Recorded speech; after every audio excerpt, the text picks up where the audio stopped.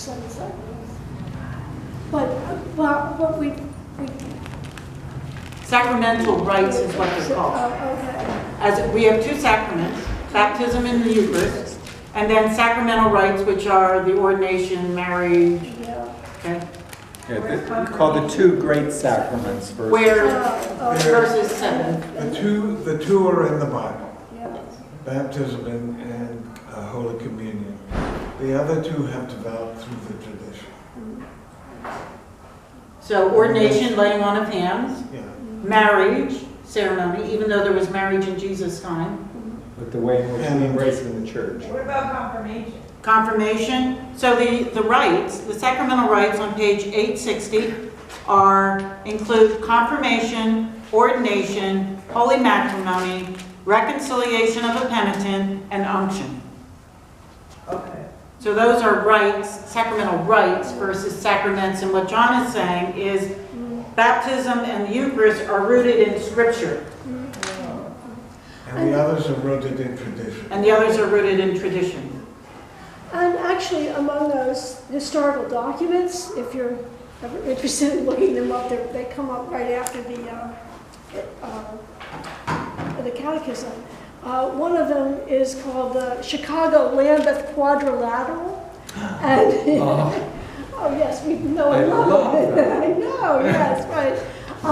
So what that does, that's from the late 19th century, is lay down what the Episcopal Church regarded as the basis from which we could enter ecumenical conversations. And so what we would, there are 4 items that we just say we're not going to let go of. And so, although we acknowledge these 7 sacramental rites, we said, okay, the ones that we absolutely have to be Christians are baptism and Holy Communion. And so I think that helps too in understanding that. Those are non-negotiables. But we're quite willing to talk to other denominations that do not regard holy matrimony as a sacrament or don't regard ordination, Unction, confession. Right. Yeah. So I guess. So to be a Christian, you have to be baptized and participate in the Eucharist. In the Eucharist, You do not have to be ordained to be a Christian. That's right. Is that true? Right. You do not have to be married to be a Christian. No. Is that true? You don't have to be sick or dying to be a Christian and receive unction. Yeah. And you don't have to go to confession to be a Christian. That's right. What does ecumenical mean? Those are the conversations we have with other traditions, and we come to various levels of association. So we have, and we've done that with the Lutheran Church, in particular, more recently with the Moravian Church. So we have full communion with them is the way they describe it. I think we need to make a distinction too, but when we talk about being a Christian, we're talking about being a member of a Christian church. It doesn't mean that if you don't have baptism and Holy Communion, you're not going to be loved by God. Correct. And I think that's really an important distinction.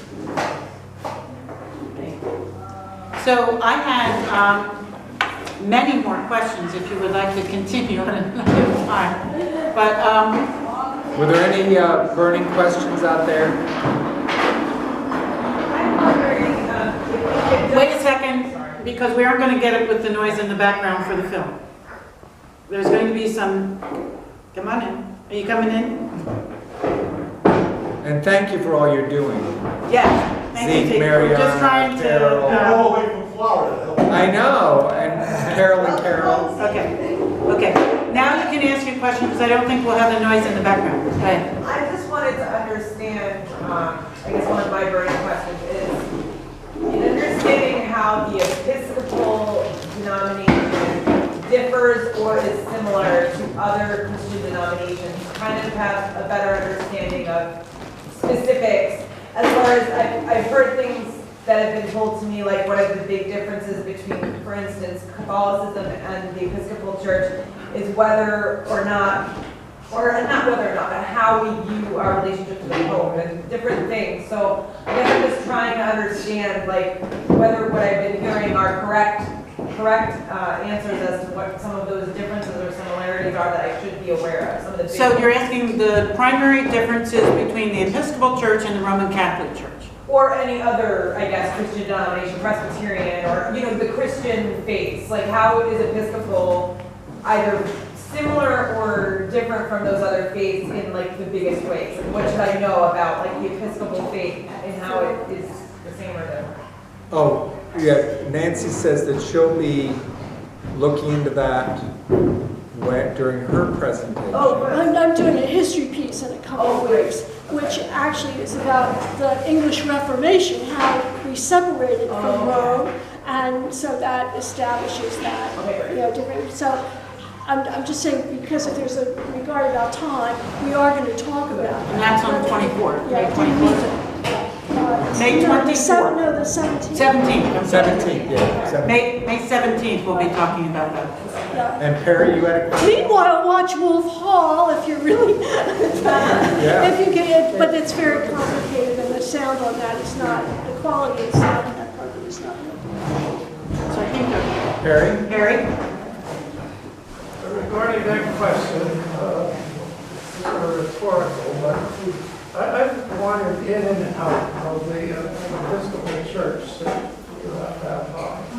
now way down south, you met people so far out to the right, these Bible thumpers, that you think they'd fall off the end of the earth. You know, they were that dogmatic rule. Now, I also went to a service up here on Easter. And it was well attended by a lot of very nice people. A very pleasant service. This was Easter. Christ was mentioned once, sort of parenthetically. So I thought, all right, we've got the Bible thumpers down there. We've got over here, you know, it's the gospel according to Robert Frost. That's sort of what.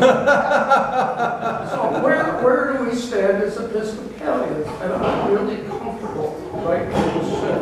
You know, we're not ruled by dogma. We've got enough dogma to keep us asking questions and pursuing our faith, and we'll stand for corrections, but also we revere Christ. Right. So, yes, and we will have more.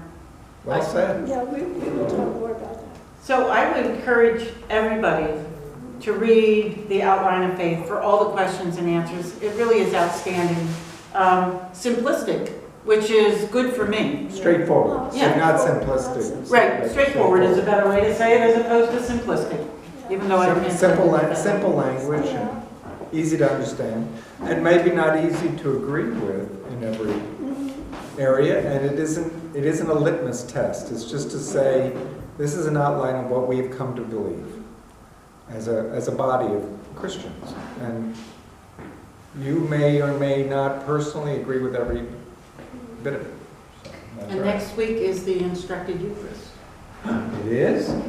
by David Dobbins. Oh. Yeah. Okay, good. Can I just make a quick comment? I just wanted to thank all of you, just very much for sharing your wisdom in the faith and being willing to share it with us so that we have the opportunity to learn and to be a part of this. I'm so excited, so just thank you very much for that. Well, we're excited to be welcoming new people into the church, into this. So, it's great. Is there going to be a discussion after next week's service where the Instructed Eucharist is Yeah, we can have questions and answers after. Oh, okay. Is that all right? Yeah, I just wondered.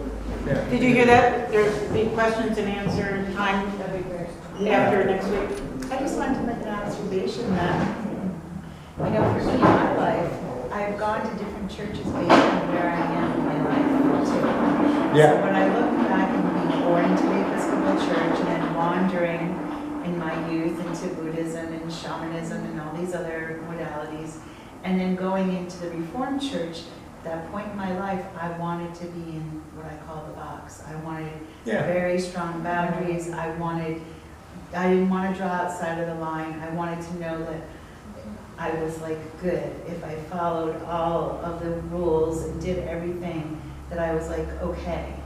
Yeah. And coming into the Episcopal Church again, it feels very different. I mean, I'm glad for it, but I'm in a different part of my life, and it feels different. So just an observation in general. About It's a fair observation. Yeah, it is. Appreciate that. So, you want to close us with prayer? Or you could with a dismissal. Okay. But- I can do dismissal. You want, tell me what to do. Yeah, let's dismiss us with Okay. your diaconal. Go in peace to love and serve the Lord. Alleluia, alleluia. Thanks Praise be to God. Hallelujah, hallelujah, hallelujah.